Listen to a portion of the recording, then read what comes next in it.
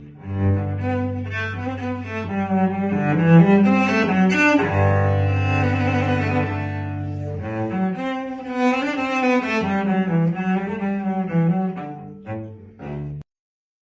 problem.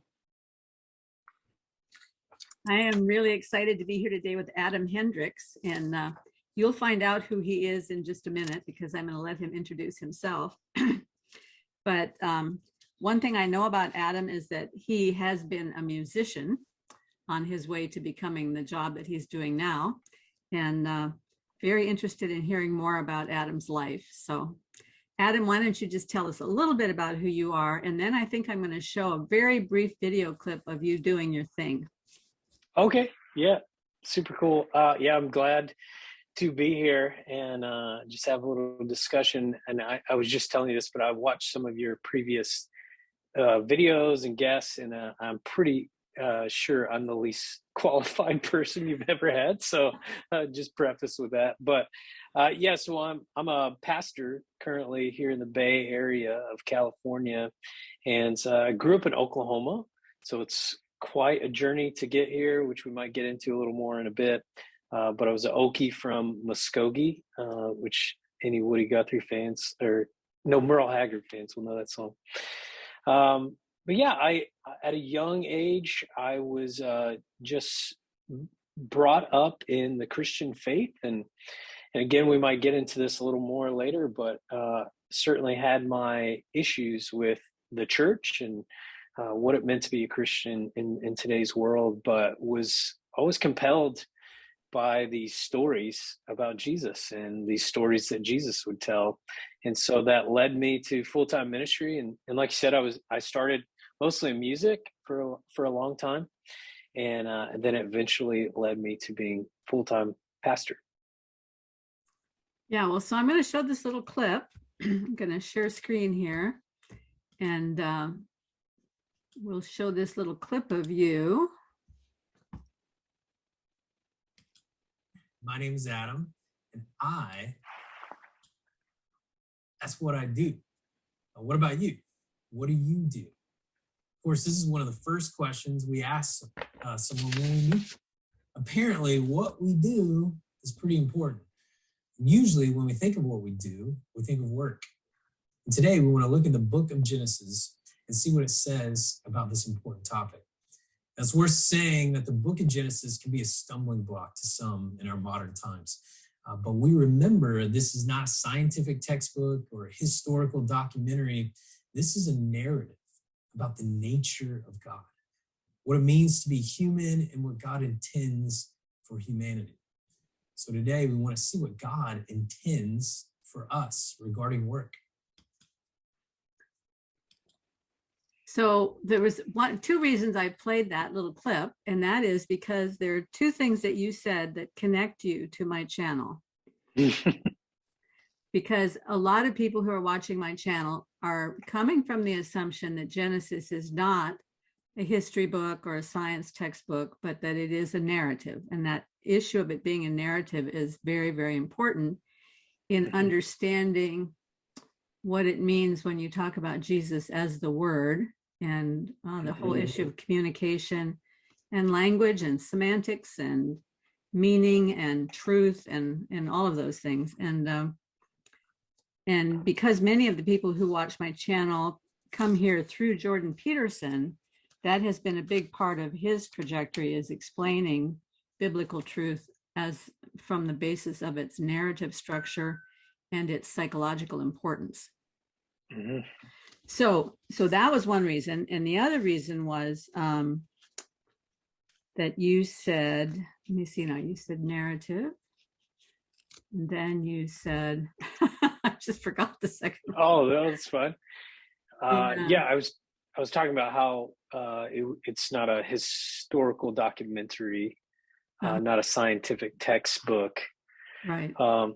And it's, one of the reasons I brought that up is because a lot of the issues my friends have with the faith, and Genesis in particular, is because for so many years, or maybe their upbringing, they thought they had to fit it into a certain kind of box. And then they would go to biology class and high school or college and would learn about, a different scientific explanation. And those became in contrast. And part of my hope, especially specifically with Genesis, but with the entire Bible, is to help bring those together and help people realize that's a false dichotomy, that we don't have to choose one or the other. So I don't know if that's what you were talking about, but well, that was the issue, the whole issue of narrative. The other one will come back to me probably eventually. So. Sure. But you gave this message on work, and the structure of the message I thought was really very interesting. So maybe we'll get into that a little bit later, but right now I wanted to ask you, so you said you grew up in Oklahoma. Yeah. And you grew up in a Christian family, but what really were you interested in as a kid? What kind of motivated you when you were younger? Yeah, I was always a very curious kid. I mean, I think most kids are, but I grew up in such a different part of the country than I am now, where I'm very suburb, in neighborhoods. I grew up with surrounded by a lot of nature and land. And so my parents would send me and my neighborhood friends out, and we would just wander. And so when I try to connect my own personal narrative to the beginning, I would realize I was just driven by this curiosity. We'd find little streams, we'd go to the railroad, and we would explore. And that even just led to a curiosity with knowledge as well. My parents will always remind me of them trying to get me to go to bed at a certain time, and they'd walk in the middle of the night, and I'd have like sheets over my head and a flashlight, and I'd be reading like a Michael Crichton novel as an elementary kid. It was so weird, but I was just always fascinated with any kind of knowledge. And really, the other thing for me is I had this weird paradox. I was always in these paradoxical situations where in Oklahoma, sports is sort of held in very high regard. And my dad was a football coach, so I very much understood that part of the culture. But my dad was also a brilliant guy. He taught calculus and physics, and he's where I got my love for science fiction.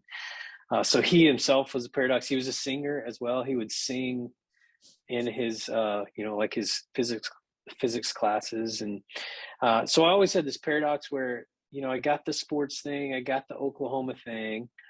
I drive a truck in the Bay Area even today. But then on the flip side of that, I loved musicals, and I loved writing, and I loved literature. And so, I think back to just my own origin story, that paradox has always existed a little bit.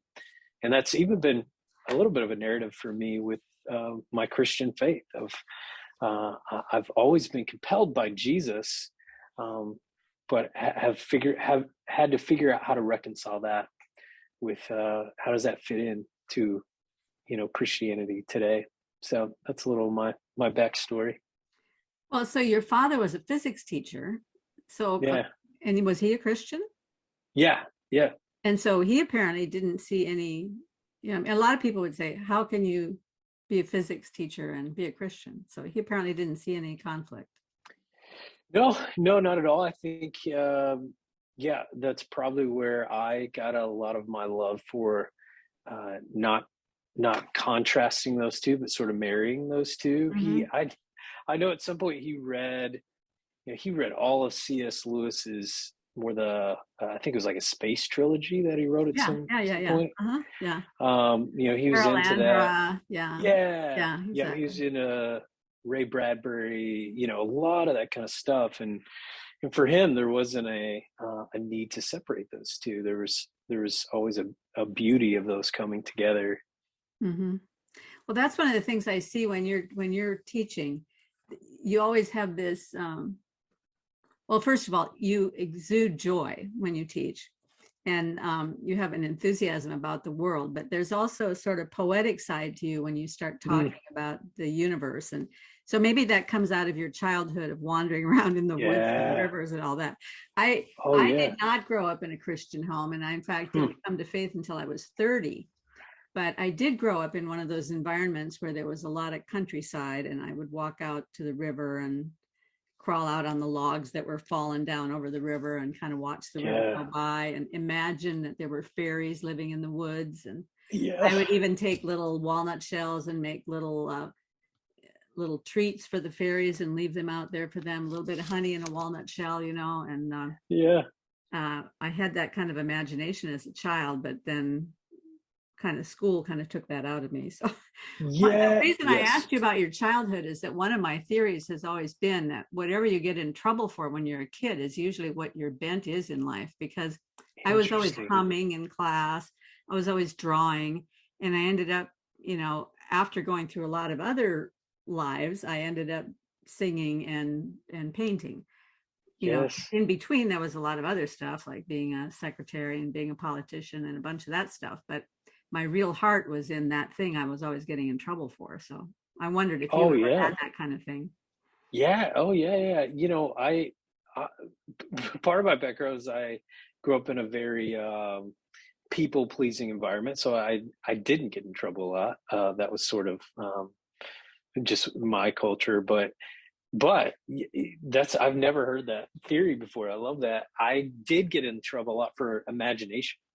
And maybe not trouble, but that was just, I would get lost in my own head and thoughts, whether it be at school or like what I mentioned, where I would just be lost in a work of art and sort of lose time. And that's interesting because for me, the connection of music and now sort of speaking and teaching, and it really meant a lot to me that you just mentioned sort of a poetry. It's like, those have never been different. To me, teaching it's got rhythm, it's got melody, it's got hooks and refrains. And so the same wonder and love I had for music now sort of just takes place in a different form. But that was always sort of like you're saying, that was always in there. I still remember the first books I wrote, the first songs I wrote, and I was always doing that stuff. But like you said perfectly, that often gets not beat out of you, but it just gets, it gets deprioritized, where it's like, well, that's sort of the hobby part of life, and here's the real work of life. And it takes a while to bring that back and say, no, I think that might be one of the highest priorities of this life. Well, that was one of the things I liked about your message about work, is that you kind of use this hook of, there's two different ways that we typically look at work. Either it's something that we just do to make a living and get by, and it's very unimportant and we have no commitment to it, or we're completely committed to it. It defines us. Our identity is completely wrapped up in our work. And then you leaned in and you said, but what if work is a gift? And I think about that a lot, because there's so many things that we shy away from that are really God's gifts to us. Suffering often is one of those things. Not that God causes suffering, but if we allow him to hold it in his hands, he will turn it into a gift. And so I wondered if you might talk about that a little bit. Where did you get that idea of work being a gift? Yeah, well, the two ends of the spectrum that you just mentioned, I think it's fair to say I've lived in both of those ends, and I can think of friends that pop in my head right now that I could put in either side of those, where, for me, we've all got these stories, I'm sure, but in college, I just needed to make some money for a bit. I picked up, ripped off one of those things on a college bulletin board, and it said something about the Alumni Association. And so I signed up, I applied.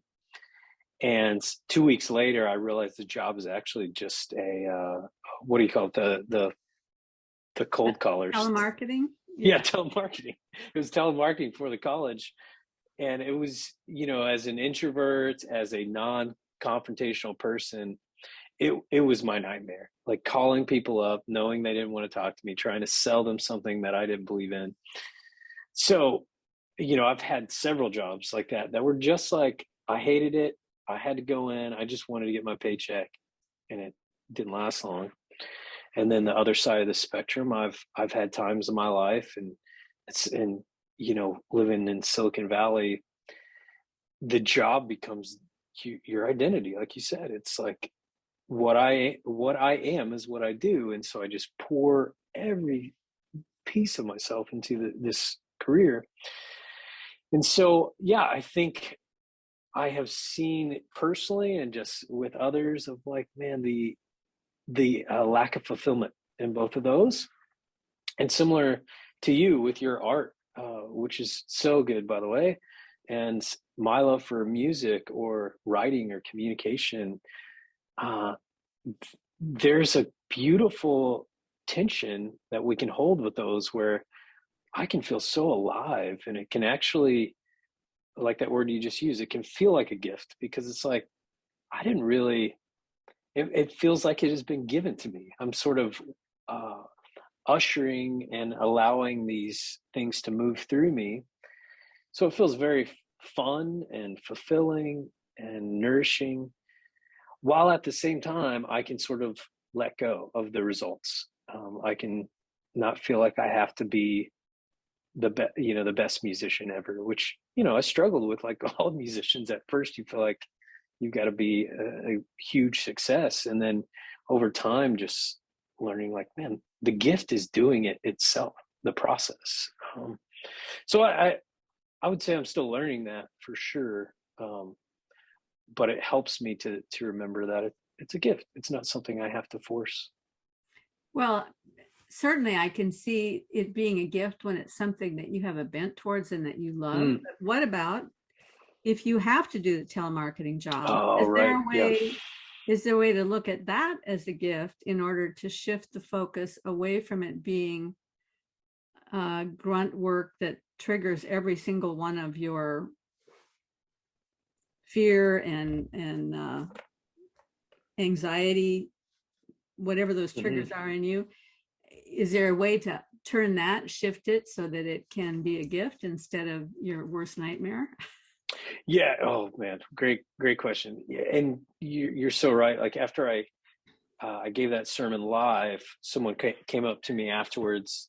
It's just like, hey, my experience of work has been of punishment and just toil, and I think if I could do that sermon over again, I would have added a little more nuance in there of like, I think I tried to do this, but might have not communicated clearly enough. Like sometimes that is what we have to do for a job. It is toil. It is hard.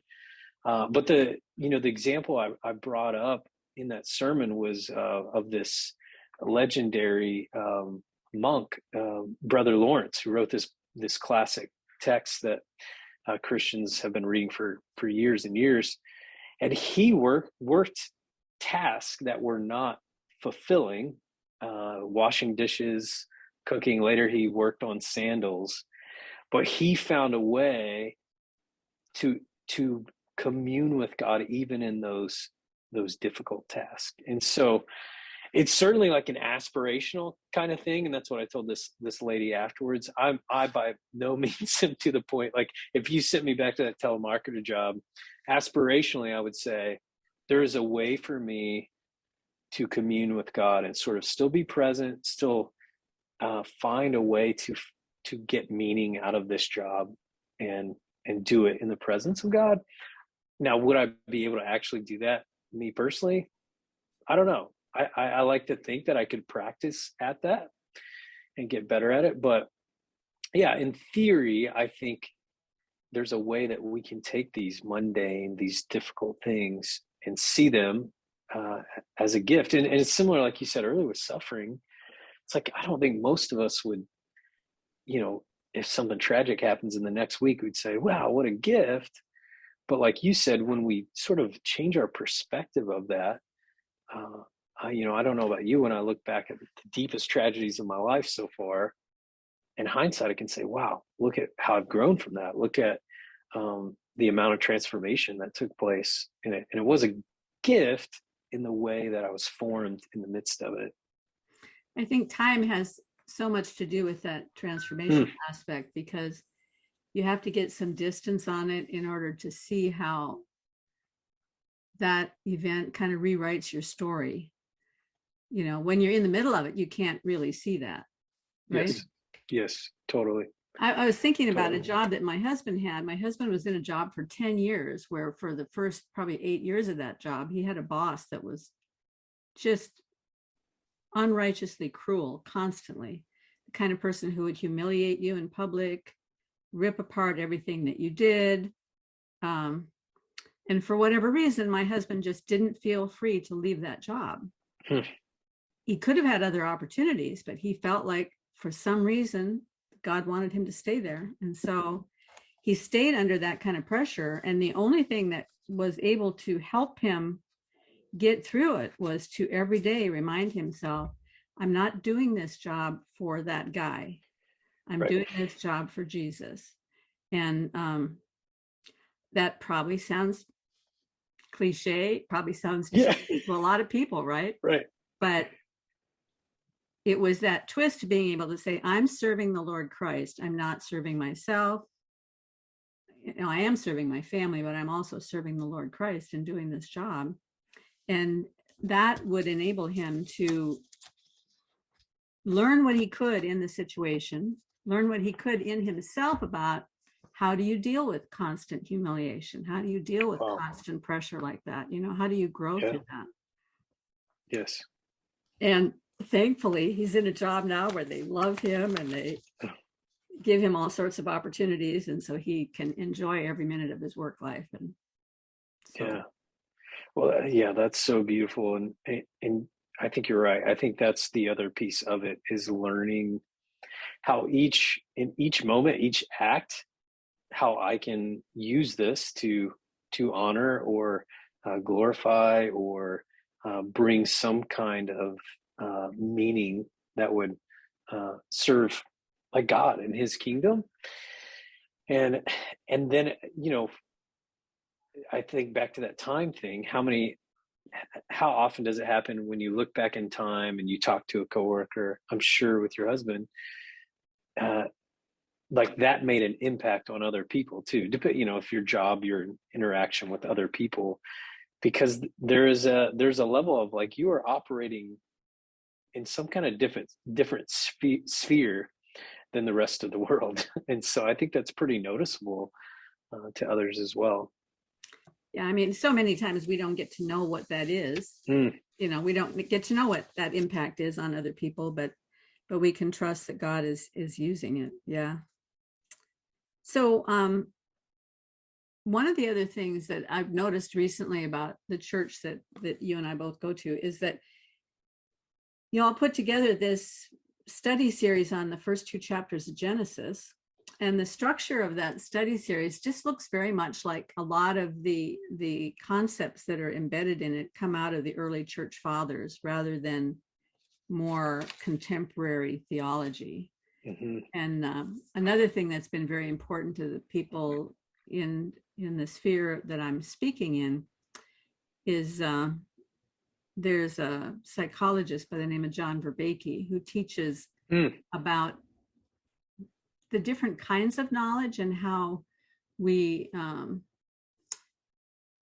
so there are 4 kinds of knowledge, the 4 P's, the perspectival, how do you look at things? What forms your perspective? Mm-hmm. The participatory, which is probably the most important one. Are you participating with what you're learning? Are you participating with other people? Mm-hmm. Developing a joint knowledge of this thing? The procedural, are you learning how to do something, all the steps that you have to take to get someplace? And then the one that typically has been sort of 20th and 21st century theology would be more the propositional. This is what the truth is, believe this and everything will be okay. You've got it all nailed down if you just believe this one thing, right? Yeah. And Vervaeke is always saying, propositional is just one of the steps on the way to getting to participatory, because it's really about the participation as a body and he would not think of it. He's a non-theist, so he's not thinking of it in terms of relationship with Christ. But when we think about participation, we think about participation with each other as a way of participating with the head, who is Christ. And so Yes, fascinating. Yeah. So, but a lot of that is really, when you read the early church fathers, recently I've been reading Athanasius. There's a lot in his writing that is very coherent with what these modern psychologists are saying, which is very interesting, since he was writing back in, I don't know, in the 3rd century, something like that. So I was wondering if you know anything about how that study series got put together and what they were thinking about. Yeah. I mean, I think there is a desire to return to this ancient wisdom. When I think about my history, just working for the churches in America, and just the shifts that have taken place, and the people that have come in, the people that have left, I think right now there is a deep desire to a returning of ancient practices, ancient principles. And for several years now, there's just been a desire for new. There's been a lot of this is the brand new way to do church, whether that's worship music or just the way we even construct buildings and all these kind of things. But I guess I can speak for my generation. So I also lead a group of young professionals and young adults on Sunday nights. And we've done a few things in the past 6 months to a year. And one of those is we've really gone back to some of the just foundational pieces of text. So we just got done with Psalm 23, where for the last 2 months, we would just stand up and we'd read Psalm 23 together. And then we would just take a piece of it each week. And then the encouragement was to memorize Psalm 23 throughout these months and just pray through it every day. And then we did the Lord's Prayer in a very similar way. We'd stand up, pray through it, and then memorize it. And then we went through Acts 2. This was in the summer, and in a similar fashion would stand up and read portions of that. And if you were to read like modern church magazines or church growth type stuff, especially in the past 10 years, that would probably be like, that's like so old school or, whatever. But what I've found, like, people are so enjoying that. Like, it's a simple thing, right? It's like, just reading this text together. Similar to what you said, like that would have been the normal way to study the Bible, because there wouldn't have necessarily been a personal Bible that people would have at their houses. So it'd be a participatory way.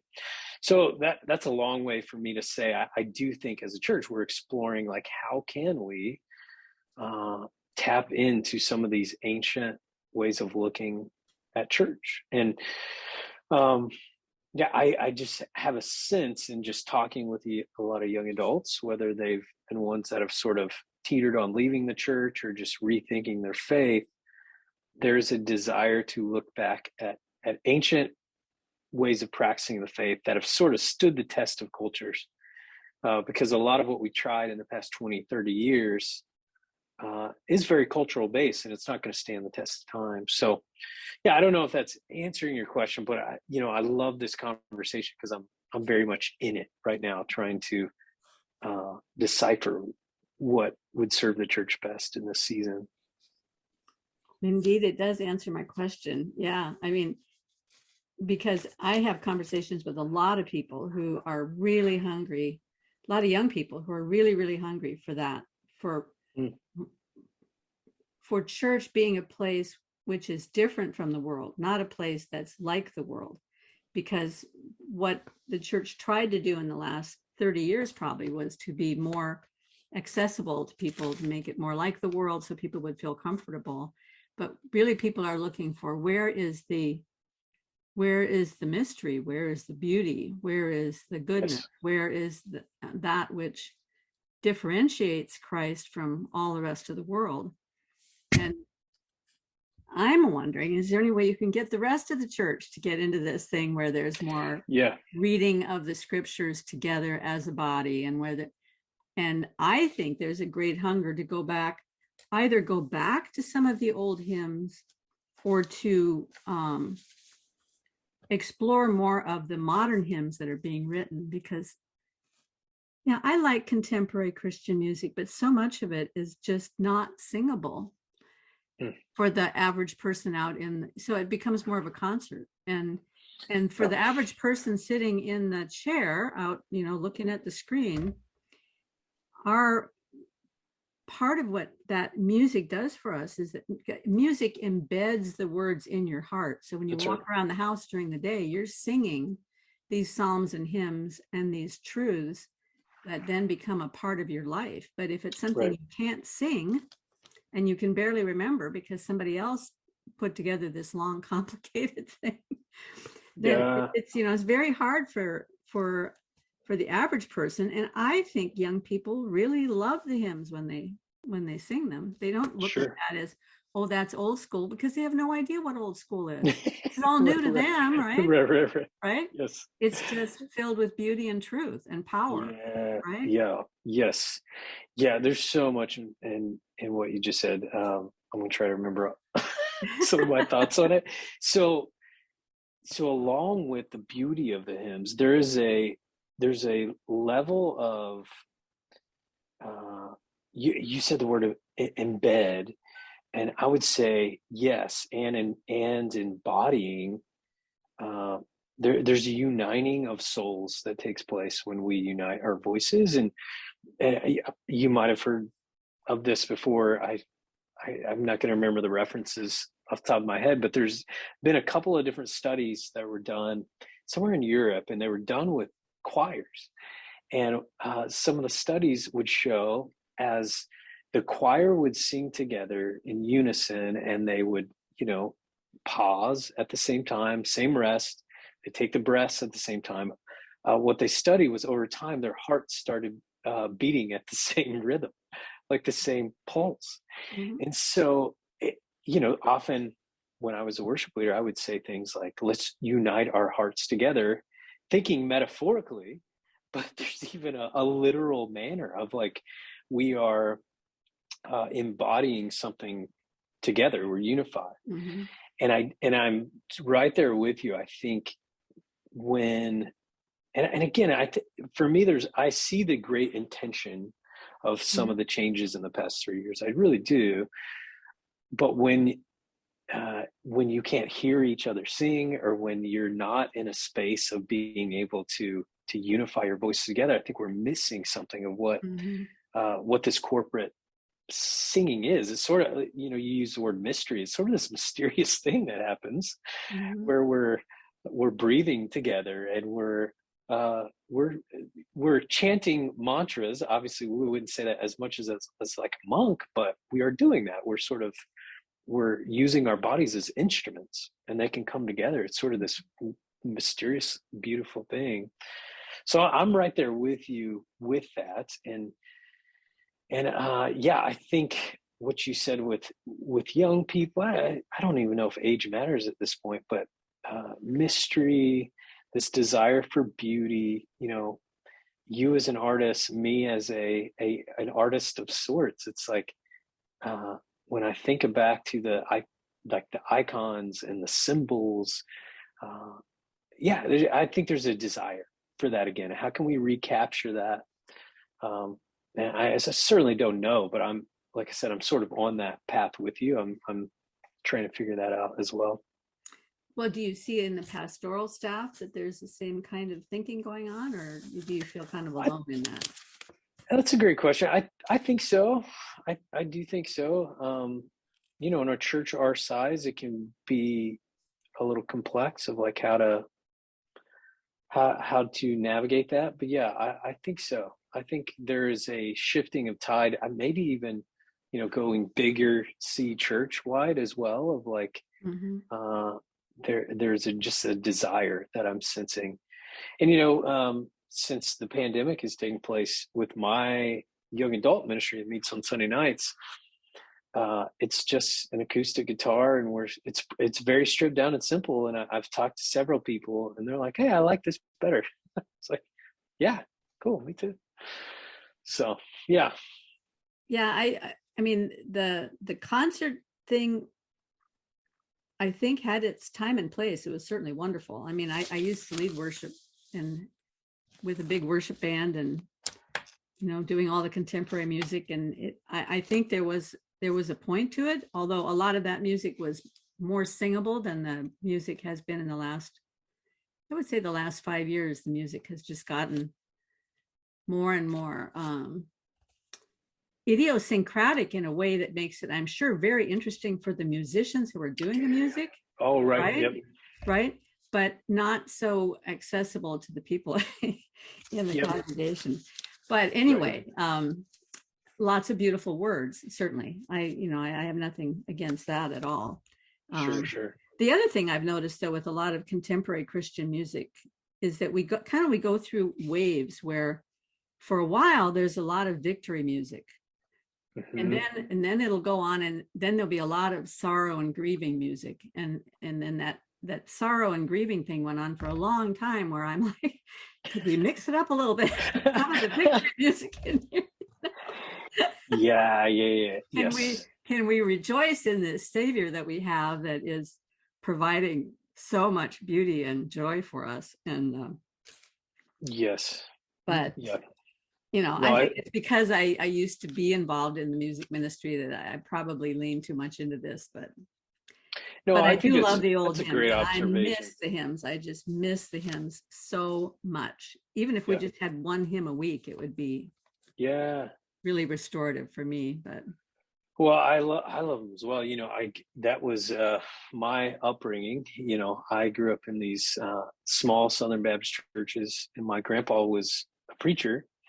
And so that meant my mom, as a daughter, was one of the piano players, and she would always say, she was not all that great, but there's the piano and the organ, and I know so many of those hymns by heart.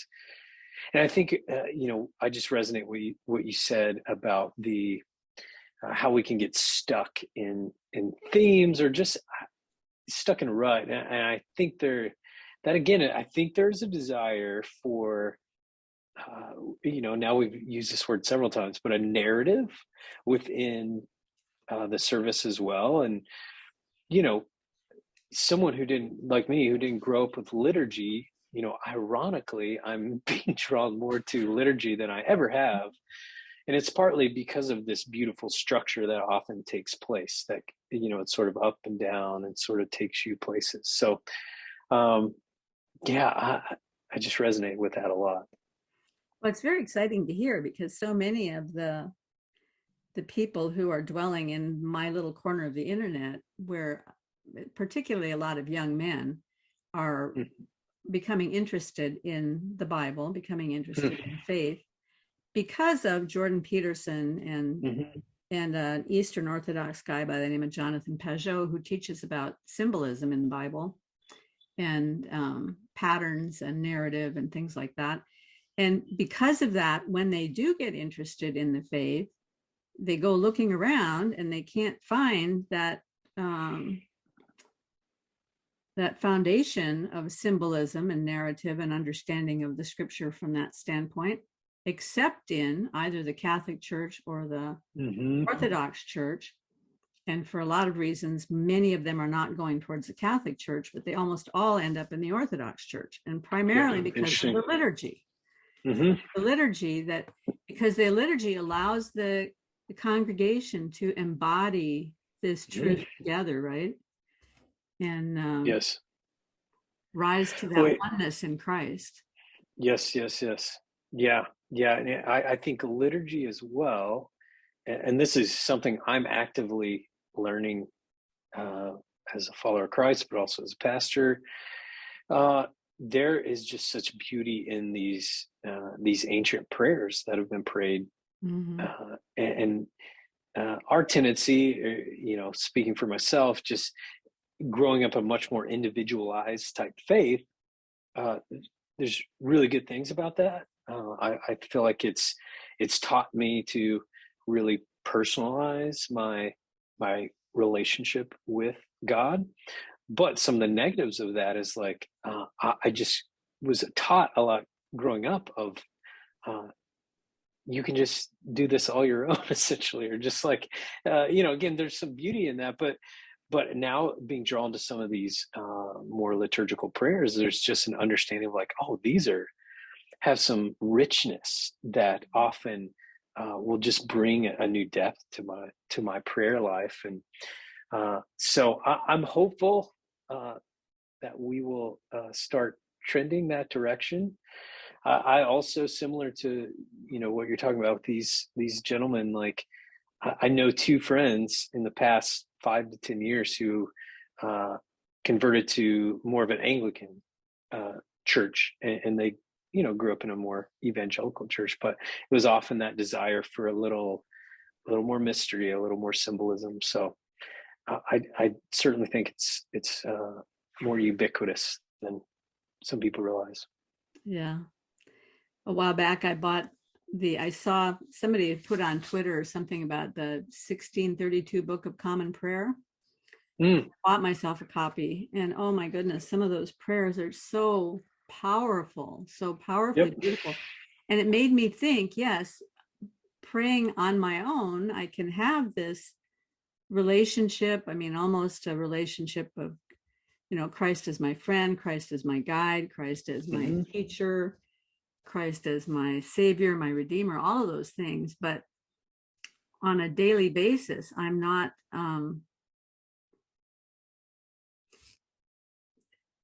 there's something about the common prayers that connect you not only with the body that you're with now, but I learned this word I like a lot, diachronically, through time, connects you through time to all the believers that have come from the beginning, right? I like that. So we have our synchronic time, our time now with all these people, but going back through time, you're connected to believers through all time and history and all across the world, and that's good. That I think is one of the really beautiful things about liturgy, is that we see ourselves as the body of Christ.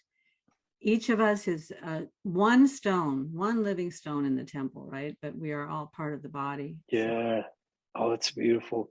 Well, and that's so the reason that I led the young adults through Psalm 23 was, it's partly selfish on my account. I've decided for this entire year to pray through Psalm 23 once a day.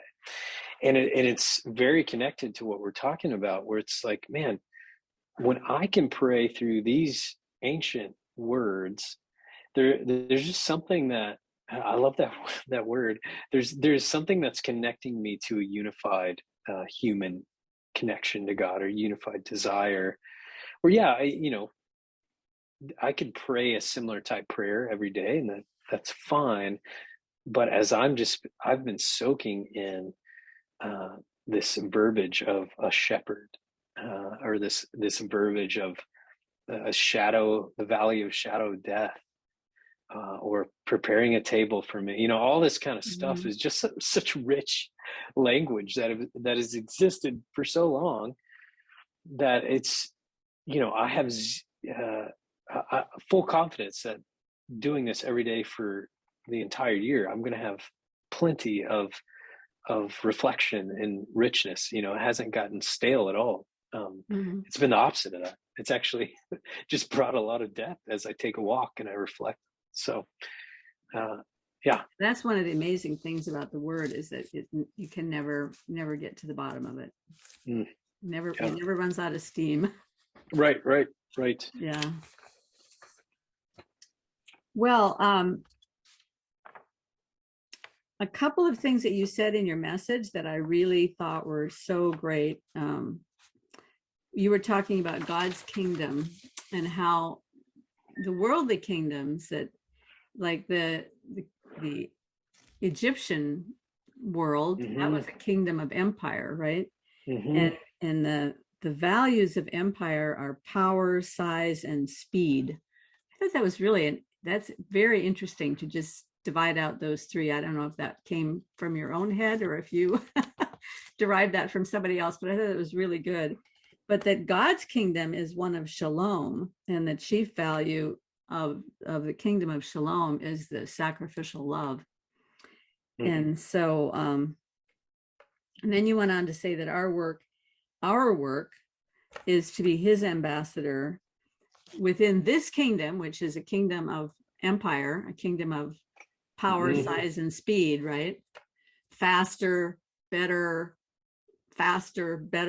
harder, Yes. more power, that, especially here in Silicon Valley, that's the kingdom we live in. But inside this kingdom, so the way you said that really struck me, because I've understood the idea of being Christ's ambassador ever since I was a new believer, but I thought of it more in terms of like being in the embassy with the other believers, and being an ambassador. But to think of yourself as being embedded in a foreign kingdom, and in that foreign kingdom, your job is to represent the kingdom that you represent in such a way that people who are in the foreign kingdom are going to look at that and say, oh, wow, I'm hungry for that. That's what I want, right? Yes. And so our work to be his ambassadors, to be embedded within this kingdom, but reflecting the beauty of his kingdom in such a way that people are going to want to go there, be a part of it, right? Yeah. So a lot of that language started making sense to me. There's a teacher named Ray Vanderlaan, and is he the guy that did the Israel tour? Yes. Yeah. Yep. Yeah. He's been around for a while. He does tours to Israel, and then he has some great video series. Very steeped in Jewish history, Old Testament, knows a lot about just Jewish culture, and really, for me personally, probably top 3 most influential teachers, because he just brought things alive that I just never heard. Grew up with these stories, but had never caught the nuance, never caught the meaning. But he had he's got this language of a tale of 2 kingdoms. That's where I sort of developed that, and that just it blew my mind, because I'd never thought about like looking through the biblical text and then our own journey of a tale of 2 kingdoms, and it just started making sense of like, yes, okay, that's one of the first narratives we see with the Israelites is this: they're battling this other empire, this kingdom, and it goes all this language then weaves through to Jesus. And I threw out those words. I don't know if those are the right words for empire, but that's what popped in my mind, is like, man, yeah, an empire has to be powerful. It's got to be fast. It's got to be big. And it's just really helped me to think through. Like you said, it's not like I'm an ambassador that's separated completely. It's that I'm placed uniquely in this kingdom of power, size, and speed, which we've all witnessed and probably experienced, is just crushing. It just burns you out, and it feels good at times to get a little power or to do, crank out your work. But over time, man, we crumble under the weight of it. So man, how beautiful would it be if we could show a different kind of kingdom? Because like you said, it'd be like, man, I think people are craving that. Mm-hmm. And for me, even that word shalom was something I think most of us had heard, but, in the past 5 or 6 years, really realizing that's a great word to summarize the other kingdom, because it's not just peace, it's a wholeness, it's a completeness. So yeah, I think I just basically said exactly what you just did. But oh no, I liked you kind of tying it together that way. That was great. So, do you have some of your music someplace? I was kind of looking you up online, and I ran into a few YouTube videos from 8 or 9 years ago, but I wondered if you had anything more. Yeah, I do own Spotify. It's just Adam Hendrix, and I've got an album, Swept Away. And so these were songs I wrote right after my dad passed away. When we were talking about suffering earlier, that was a momentous time in my life. And out of that suffering, like artists do, I just would sit down and just write. And that's, so pretty much every song on there is from that time. And there is a hymn on there, by the way, It Is Well With My Soul, which is just one of my all-time favorites. And so, yeah, you can find it there. I haven't visited it in a long time, but I think I'm still proud of it. But that, that's funny you mentioned that. That is something I was just telling my friend recently. It's sort of bubbling up within me. I haven't really written much music lately, and that's I got to return to that sometime soon. That's so great. Well, you must have been very young when your father passed away. Yeah, I was 26. Wow. So yeah, he was 55. He had heart surgery when I was in high school, but he was, really healthy. And I was living in Chicago at the time, and it just it was one of those freak things. He was metaflighted to the hospital, and I was working on getting my tickets to go see him, and then overnight he passed away. And yeah, it's a big part of my journey now. Again, we talked about this in our discussion already, but it was through that really brought a new depth to my faith, because it made me explore questions of eternity, questions of good, why did bad things happen? The cliche phrase everybody says. It forced me to go deeper in a way I never had before, and I think my faith is enriched by it. Mm-hmm. Yeah, I had a similar experience when I was, I guess I was 37 when my brother died in a plane crash, and wow. I was in Japan as a missionary, so I wasn't able to go and be with the family for the funeral or any of those things, and it really shook me to the core. It was like 6 months of struggling with what all of that meant, because I had spoken to my brother about Christ, but he had always been very resistant, very hostile to the faith. And so I was dealing not only with his death, but what does that really mean if you die without faith? And I had to get down to the core of what my own faith meant. And that's right. Right. When I got down to the core, the only thing I could rest on is that God is good. I found that had to be my foundation for everything going forward. And so that's been kind of the lens through which I see the world. And it turns out to be a pretty good interpretive lens. Yes. Yeah. I think that's a great lens. Yeah. Yeah. Well, this has been really great, Adam. Thank you so much for giving me this time. And of course. I'm going to do something a little bit different today, because you're music and you're pastor and all that kind of thing. So I'm going to play the song that ended your message when you did the message on work. They did the song, Christ Be Magnified. You finished. And that is about as close to a modern hymn as you can get. Yeah. That's right. Yeah, and it's one of those victory hymns. And so I'm gonna, after you sign off, I'm gonna play that and let that be our victory hymn for today. But thank you so much for giving me your time. I really appreciate it. My pleasure. Yeah, this was so fun. Thanks, Karen. Yeah, have a great week. Okay, see ya. I'm gonna share screen here and see if we can put this on 3527. I'm just not very good at all this stuff.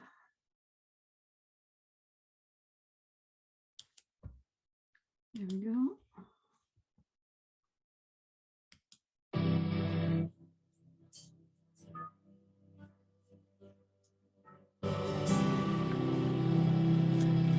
Creation suddenly articulate with 1,000 tongues to lift one cry.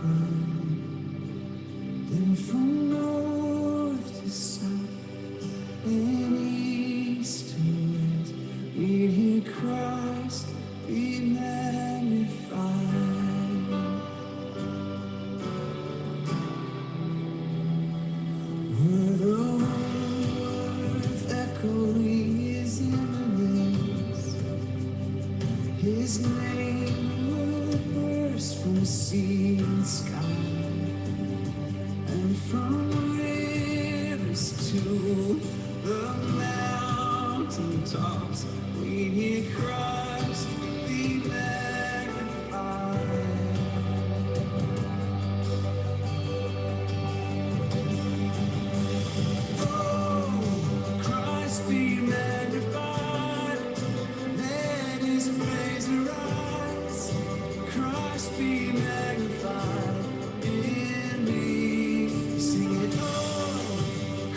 Christ be magnified.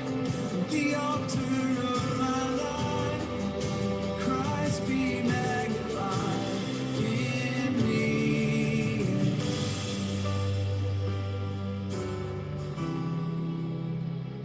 When every creature finds its inmost melody, and every human heart is made in God, then in one enraptured hymn of praise we'll sing Christ be magnified. Oh Jesus, be lifted high. Oh, Christ be magnified. Let his praise arise. Christ be magnified in me. Sing it, oh, Christ be magnified. From the altar of my life, Christ be magnified in me. Oh, Jesus, be magnified.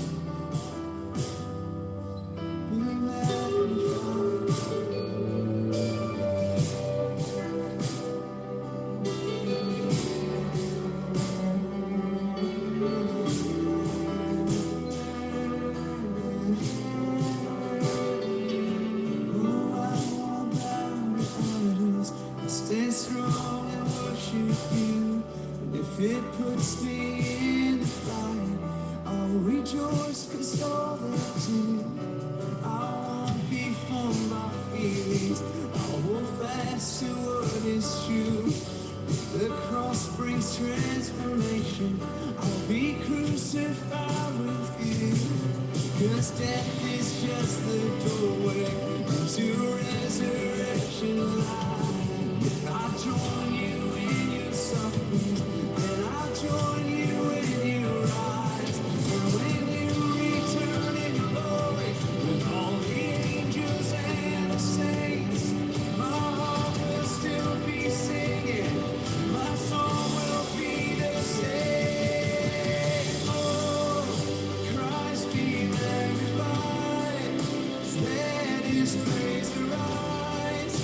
Christ be magnified in me. Sing it, oh, Christ be magnified. From the altar of my life, Christ be magnified in me. Sing it, oh, Christ be magnified.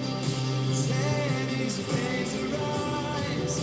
Christ be magnified in me. Everybody sing, oh, Christ be magnified. From the altar of my life, Christ be magnified in me.